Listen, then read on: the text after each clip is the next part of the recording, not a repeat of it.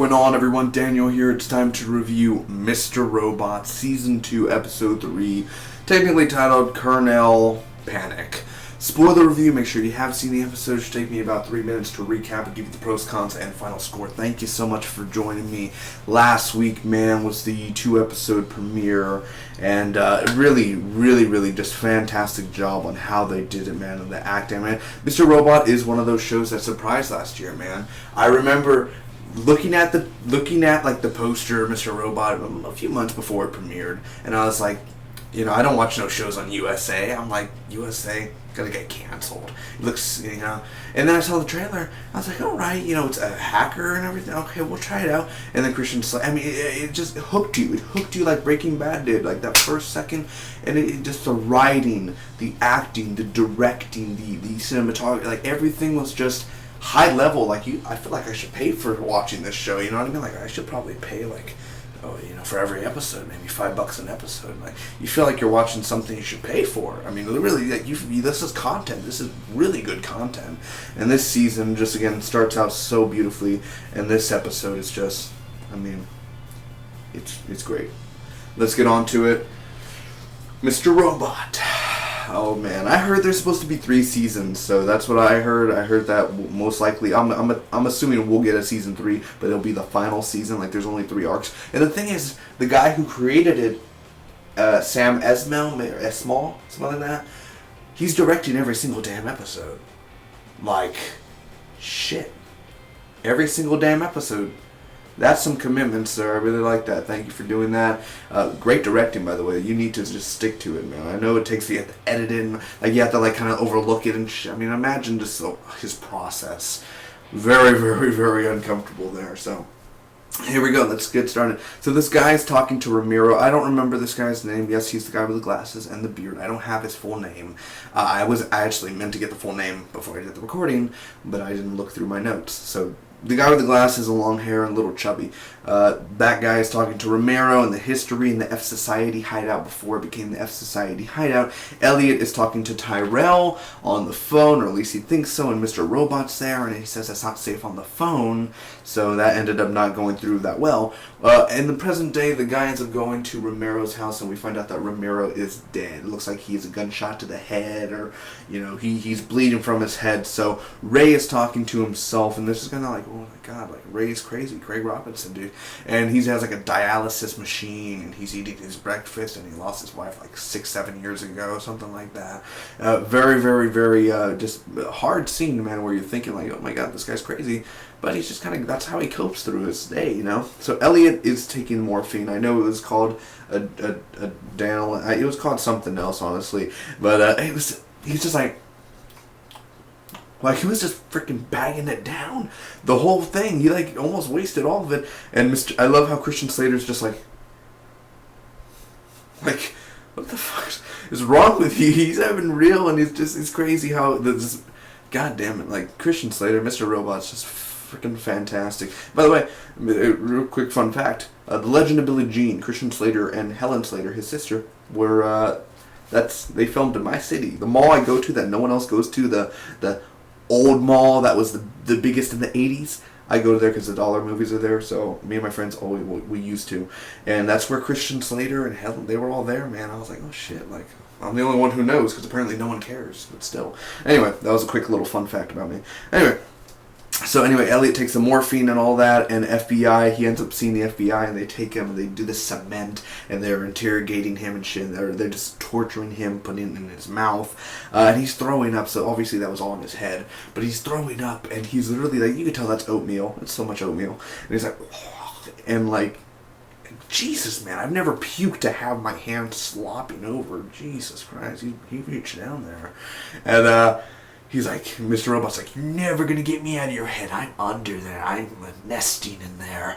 And then he just, like, starts eating the morphine again. And it's adrenaline, whatever it's called. It's called morphine. I know it's probably not morphine. But so, he's literally just eating it. And I'm like, shit, that must be weird. I mean, eating that oatmeal. And then he's sliming around in it, all playing around. This show really messes with your brain where it hurts you, and you just want to kind of like fall off a building. That's how much it hurts your head. So he eats the pills, and the cops are searching Ramiro's stuff right now were the tracks. Quote the guy with the glasses with the beard. Elliot is not sleeping, and he's just crashing. I think he went 6 days without sleeping. I don't think physically you can do that. I mean, you can, but your heart's going to... I mean, by the third day, your body starts to shut down, and you have heart palpitations, and you won't be able to process. You really... I mean... Not even by 24 hours, man. I know some people stay up all for 2 days and shit like that. That's like your norm for some people. Yeah, it's not good. You gotta go to bed. Yeah, I know. But when you go to bed and you're that tired, you'll wake up a second later. You know when you go to bed when you were a kid and you get ready for school, you go to bed. 2 minutes later, your parents are waking you up and you're like, "But I didn't get to sleep." Yeah, you did. You were just too exhausted, and it went by quick. So it's, you know what I mean? It goes by quick.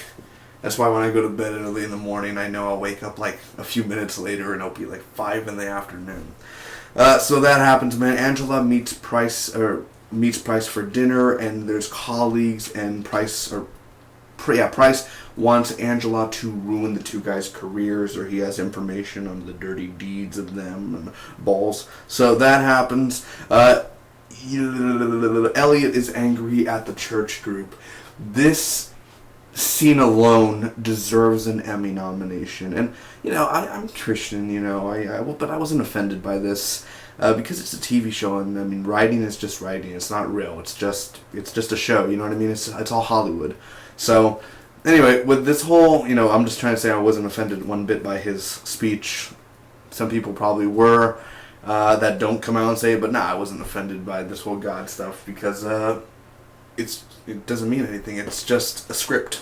But either way, very, very, very, Jesus, the way he acted it out and memorizing all of that, that's just, that, they're going to win the Emmy. They have to win for Best Show, and I mean, it's no doubt. I think it's for season 1 technically, but they still deserve it. Very, very much so deserve it. Anyway, so that happens. So he leaves his church group. Ray ends up talking to Elliot, and we're the same. They kind of are the same. They're very weird and have little small dicks. So Dominique finds clues, and she finds out where the F Society's old headquarters was. Well, it says F Society on the front of it. It used to be Fun Society, but only F Society. I have ringing in my ears. That's very creepy. Alright, so that happens, and that's it, yeah. So that's the episode. What did I think about it overall, man? First off, on the pros, I have to say, the God scene. Just that scene alone, man. It was so good. Rami Malek is such a great actor, dude. I still remember him from Night at the Museum as that little Egyptian god, and now he's he's amazing, dude. He is a talented young little schloot. Very, very young man. I'd love to meet him one day and shake his hand and be like, "Sir, you started the revolution." In fake life and real life. Anyway, the acting again, superior. Great acting by everyone. The opening was very strong. The dialogue-driven show, and the dialogue works. The dialogue from the opening to talking about the people who that died, and the guy broke his head, and I mean, they literally... it was just pretty great writing for sure. Anyway, the ending was awesome. I really enjoyed that ending because it was funny. F Society, just right there and then, man. It's seriously right in front of you the whole time. That's how life is. And they even talked more about how control is an illusion, because it is. Craig Robinson, again, did a fantastic job this week. Very, very big fan of him, and I love how he's transitioned. I mean, I'm pretty sure he's done a few drama things in his life, but I've never seen him this dramatic before, and it's believable.